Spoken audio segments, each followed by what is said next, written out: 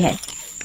फिर क्या था, हरिया की तरह चंपक सेठ भी उस औरत के पास अपनी बैलगाड़ी लेकर जाता है और वो भी उसकी चिकनी चुपड़ी बातों के मोह जाल में फंस जाता है।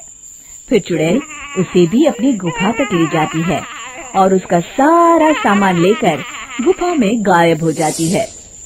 बेचारा चंपक सेठ लाचार होकर खाली हाथ गांव लौट आता है।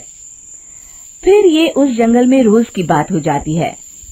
जो कोई भी शहर से कुछ लेकर गांव की तरफ लौटता, वो चुड़ैल उसे बेवकूफ बनाकर उसका सारा सामान लेकर गुफा में गायब हो जाती। एक दिन हरिया एक लकड़हारे को उसी जंगल की तरफ जाते हुए देखता है। फिर हरिया उसे रोकते हुए कहता है, अरे भाई, क्यों अपनी मौत को दावत दे रहे हो? मेरी बात मानो, आगे जंगल में मत जाओ, वहाँ एक बड़ी भयानक चुड़ैल रहती है। लकड़हारा हरिया की बातों को नजरअंदाज करते हुए कहता है, अरे भाई, मुझे पहले ही बहुत देर हो चुकी है, मुझे जाने दो भाई। शाम तक लकड़ियाँ काट कर शहर के बाजार में बेचना है। तुम अपनी ये कहानी किसी फुर्सत में बैठे इंसान को सुनाओ, मैं तो चला। इतना कहकर लकड़हारा वहाँ से आगे जंगल की तरफ चला जाता है। फिर अगले दिन गांव के मुखिया के घर के बाहर बहुत सारे लोग जमा हो जाते हैं। तभी हाथ में कुल्हाड़ी लिए खड़ा लकड़हारा कहता है, अरे मुखिया जी, अब आप ही हमें बचाइए उस जंगल वाली चुड़ैल से। हमारा सारा काम तो शहर से ही होता है। अरे मुखिया जी, उस चुड़ैल की वजह से तो मैं पूरी तरह बर्बाद हो गया हूँ। हम सबको मिलकर उस चुड़ैल का कोई इलाज करना पड़ेगा।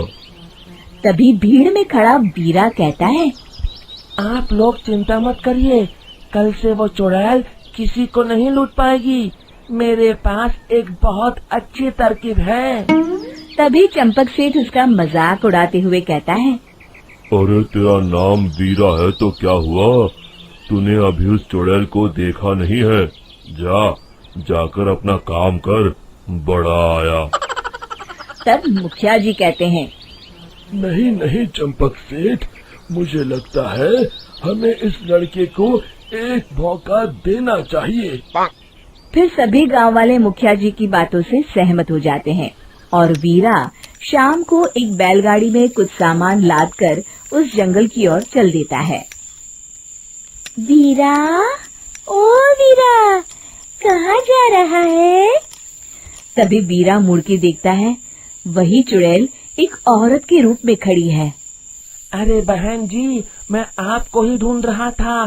देखिए, मैं आपके लिए क्या लाया हूँ। अरे वाह, तो खुद मेरे लिए इतना सामान लाया है। तू ही अकेला गांव में समझदार है। जरा देखो, मैं भी खोल के, बड़े भूख लगी है। जैसे ही चुड़ैल उस सामान पर से कपड़ा हटाती है, एक भगवान शिव की तेज रोशनी उसके अंदर मूर्ति से निकलती है और चुड़ैल अपने असली रूप में आकर जलने लगती है। अरे मैं जल रही हूँ, बचाओ! बचाओ! ओम नमः शिवाय, मर गई मैं! देखते ही देखते वो चुड़ैल राख के साथ उड़ जाती है और सभी गांव वाले भी वहां आ जाते हैं।